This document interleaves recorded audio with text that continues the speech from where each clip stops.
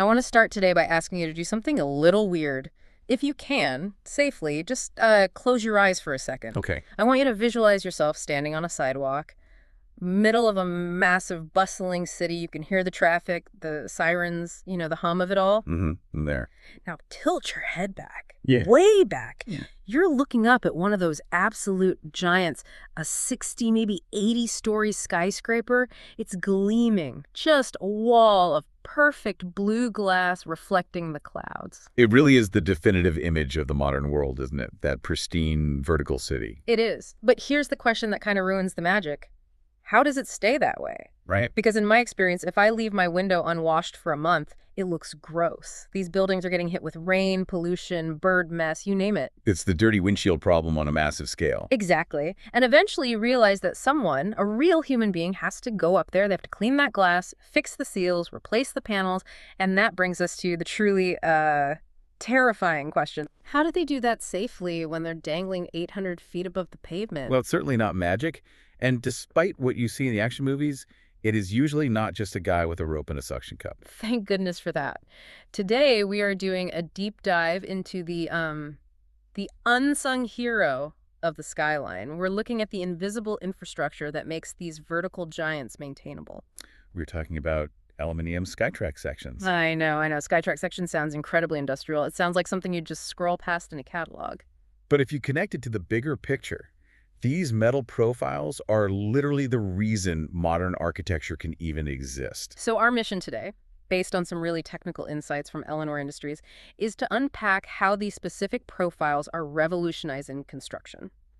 We're going to look at safety, efficiency, and why the entire industry is breaking up with steel to marry aluminium. It's a classic engineering story, really. It's about finding the path of least resistance, or more accurately, the path of highest efficiency against gravity and the elements. Okay, let's unpack this. When we say Skytrack, what are we actually looking at? Because I have this mental image of a roller coaster on top of a building. It's actually not that far off in principle. Really? Yeah, think of it as a railway system. But instead of carrying a train horizontally across the ground, these are specialized structural profiles, guided rail systems that are installed on rooftops or tucked under overhangs. So it's a road. A road for a very specific type of traffic. Yeah. These tracks, they act as the pathway for suspended platforms, trolleys, and cradles. You know, when you look up and see those window washers in that little basket? Yeah, and my palms get sweaty just looking at them. Well, they aren't just dangling from a fixed point. They're usually suspended from a trolley system that runs inside or along these sky tracks. And the track lets them move sideways. The track ensures they can move laterally sideways across the building face, smoothly and safely. That lateral movement is key, right? Because if you're just on a rope, you can go up and down. But if you need to clean a window 10 feet to your left... You're kicking off the wall and swinging, which, at 80 stories up with high winds, is a recipe for disaster. You want stability. The track turns a high-risk maneuver into a predictable mechanical process. So the Skytrack is the physical rail bolted to the building that lets the whole rig roll. Precisely. And here's where the history gets interesting. For a long, long time, the industry standard for this kind of thing was steel. Big, heavy steel beams. Steel is the grandfather of construction. We trust steel, it's strong. It is. But what Eleanor Industries highlights, and what's so fascinating here, is the massive shift that's happening. The industry is actively ditching steel for these applications and moving to aluminium. And that's the core of today's deep dive. Why change? If steel ain't broke, why fix it? Is it just about being new? Not at all. This raises an important question about how we define strength versus efficiency. The first, and maybe the most obvious factor driving this, is just weight. The lightweight yet durable factor. Exactly. Imagine the logistics of a skyscraper build. You're near the end. The cranes are busy. You need to get a track system up to the roof of the 50th floor. If it's steel, that sounds like a nightmare. Steel is so dense. It's incredibly heavy. Hauling steel beams up that high requires massive machinery, a lot of labor, and it puts a huge dead load on the building structure. Dead load. It's weight the building has to support forever, just to hold up a cleaning track. And Eleanor Industries mentions the handling aspect explicitly. Right. Aluminium is roughly 1/3 the weight of steel. Just think about that math for a second. 1/3. That's massive. It's huge. Suddenly, a section of track that would require a heavy lift crane and a team of 6 can be moved by a couple of workers. Hmm. You can fit it in a service elevator. So it speeds up the whole installation process. Hugely. So it's easier to get it up there, but once it's up there, it's sitting on a roof exposed. Right. Sun, rain, snow, smog. And that is where the second major advantage comes in. Corrosion resistance. Ah, rust. The great enemy. Rust is the nemesis of steel. If you use steel tracks on a roof, especially in a coastal city with salt spray in the air, you are signing up for a lifetime of maintenance. Painting, galvanizing, constant inspections. And if you miss a spot. If you miss a spot or a tool scratches the paint, moisture gets in. The steel starts to oxidize, it swells, it flakes. The structural integrity begins to degrade. And nobody, absolutely nobody, wants degrading structural integrity on the thing holding them 50 floors up. Precisely. Hmm. But here's where aluminum shines, literally and figuratively. It has a natural oxide protection. How does that work? Is that like a coating? It's pure chemistry. When raw aluminum interacts with oxygen, it forms a thin, incredibly hard layer of aluminum oxide on the surface, almost instantly. So it shields the metal underneath. Like its own built-in force field. And if you scratch it, the exposed metal just reacts with the air and heals that shield. Wow. It doesn't need to be constantly repainted to survive. This makes it ideal for outdoor infrastructure, humid places, or coastal areas where salt air eats steel for breakfast. Okay, but I have to play devil's advocate. We have this bias, right? We think heavy equals strong and light equals flimsy. I'm thinking of a soda can. A very common misconception. If I'm stepping into a cradle 800 feet up, I kind of want heavy. I get it. But we need to decouple mass from strength. We need to talk about the strength-to-weight ratio. Just because aluminum is lighter doesn't mean it's weak. Convince me. The alloys used for these tracks are heat-treated, they're aged. But more importantly, it's about the design.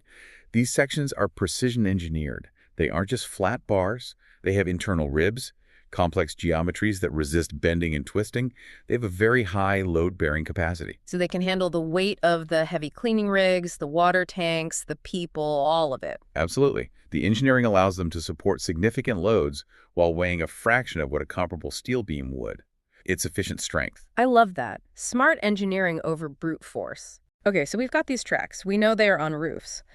But looking at the source material from Eleanor Industries, the list of applications is actually way broader than just window washing. Oh, definitely. High-rise window cleaning is the poster child use case. But just think about general facade maintenance. Like what? Buildings are living things. They move, they settle. Seals pop, glazing cracks. Sometimes you need to install new lighting. These tracks are the backbone for all of that access. So crews can reach every square inch of the building's skin. Yep. But then the notes shift completely. We leave the skyscraper and go into a factory. Yeah, industrial efficiency. This is a huge area. Are we taking the SkyTrack off the roof and putting it inside a warehouse? Think about a modern factory floor.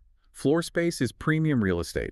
You don't want forklifts dodging people and pallets everywhere. It's dangerous. It's slow. It's a traffic jam waiting to happen. Exactly. So you look up, you have all this empty space near the ceiling. Sky Track sections are used to create overhead conveyor tracks, tool handling systems, moving parts across a warehouse. Oh, I see. So instead of a cart pushing a heavy engine part across the floor, it's hanging from a track on the ceiling, just gliding along. It clears the floor space. It improves safety. It streamlines the workflow. It is the same principle, a guided rail system, but for logistics instead of facade access. That makes so much sense. It just organizes the chaos. And it doesn't stop there. Yeah. Architects are starting to use these commercially and aesthetically, too. Yeah, I saw mention of architectural and interior uses. Are we talking about those fancy sliding walls? We are. Sliding facade panels, movable interior partitions, even art display tracks in galleries. Yeah. Because aluminum extrusion can be made to look very sleek and polished, you don't need to hide it. Right. Usually industrial machinery is ugly. You box it in with drywall. But these can be part of the design. Precisely. It allows for flexible office layouts. You Yeah. can have a track exposed in a high-end lobby holding moving panels. It's functional, but it's also beautiful. There was one more application that I thought was really timely, renewable energy. Ah, yes. Solar power. How does a SkyTrack help a solar panel? Well, solar farms are getting massive, and they're often in deserts where dust is a major issue. If dust covers the panel, efficiency drops. You need to clean them. But you can't just walk on solar panels. No, they're delicate. So you use aluminum tracks to guide automated cleaning robots. like giant windshield wipers across the arrays. Or the tracks are used in the mechanism that actually moves the panels to track the sun. So it's everywhere, from the top of a skyscraper to a factory floor to a solar farm in the desert. The versatility of the profile makes it ubiquitous. Okay, so we know what they are and we know where they're used. But I want to get into the why a little deeper. We touched on weight and rust, but Eleanor Industries lists efficiency, safety, and green building as the big three pillars. Let's talk about efficiency and installation. This connects back to the modular nature of the profiles. When you work with steel, often you're cutting, welding, drilling right there on site. Which is loud, messy, and I assume involves a lot of sparks. Lots of sparks. And welding at height requires special permits, fire watches. It's a headache. Aluminium extrusions are designed for quick installation. Like a giant Lego set. In a sense, yes. They're manufactured with specific connection points. They just fit together. You bolt them. This reduces labor time significantly. And if you're a project manager, that's a huge cost saving. Fewer labor requirements was the phrase used. That translates directly to the budget, and it translates to safety. Fewer hours working at heights means less risk. Okay, let's talk about the operational safety. The safety of the person actually using the track. Right. This is the part where you tell me why the trolley doesn't get stuck, because that is my nightmare. Precision. That is the key word. Yeah. Aluminium extrusion allows for incredibly tight tolerances. You can create a complex shape that matches the rollers of the trolley perfectly. And why does that matter at 400 feet? Because you want smooth, stable movement. You do not want the trolley to jerk. You do not want it to snag on a rough weld joint or an uneven surface. Oh, God. Imagine being suspended that high and the rig suddenly jerks or drops a few inches. It would cause panic. It's terrifying. The rigidity and precision of these aluminium profiles minimize that risk. They ensure the hardware just glides. It's a predictable, stable experience for the worker. Predictability is safety. That's a huge selling point. Absolutely. And then we have the third pillar, sustainability. The green building goals. We're seeing this massive push globally for greener construction. LEED certification, net zero goals. Aluminium fits this perfectly because it is fully recyclable. And I've heard recycling aluminium takes way less energy than creating new aluminium. Drastically less, about 95% less energy. And unlike some materials like plastics that degrade when you recycle them, aluminium can be recycled over and over again without losing its properties. So it's a permanent material. It is. By choosing Aluminium Sky Tracks, construction companies are actively reducing their carbon footprint. It aligns the infrastructure with the environmental goals of the building. So it's lighter, it lasts longer, it's safer to use, cheaper to install, and it's better for the planet. It sort of feels like a no-brainer. It really is becoming the default choice for modern projects. The argument for steel in these specific applications is getting weaker by the day. I want to pivot slightly to the how. We keep mentioning Eleanor Industries and the word extrusion. I think a lot of people hear extrusion and their eyes just glaze over. Or they think of, I don't know, Play-Doh. That is actually the perfect analogy. Oh, really? I was joking. No, seriously, think about that Play-Doh factory toy. You load the dough, you push the handle, and it forces the dough through a star-shaped hole. And out comes a long, continuous star-shaped snake. Okay, I'm with you. That is extrusion. You take a billet of hot aluminum, it's not liquid, but it's soft, like stiff clay, and you push it with immense hydraulic force through a die, which is just a steel mold with a shape cut out of it. But instead of a star shape, we're making these complex tracks. Exactly. And this is where the manufacturing edge comes in. Manufacturers like Eleanor Industries aren't just pushing metal through a hole, it's precision engineering. They can design shapes that are incredibly complex. How complex are we talking? Well, think about a standard steel beam. It's an I shape or a box. Pretty simple. With aluminum extrusion, you can design a profile that has a groove specifically sized for a wheel to roll in. It can have a hollow channel to run electrical wires through. It can have screw ports built directly into the metal so you don't have to drill holes later. Wait, so you are basically printing the features into the metal beam itself? Correct. You can create a single piece of metal that performs 5 different functions.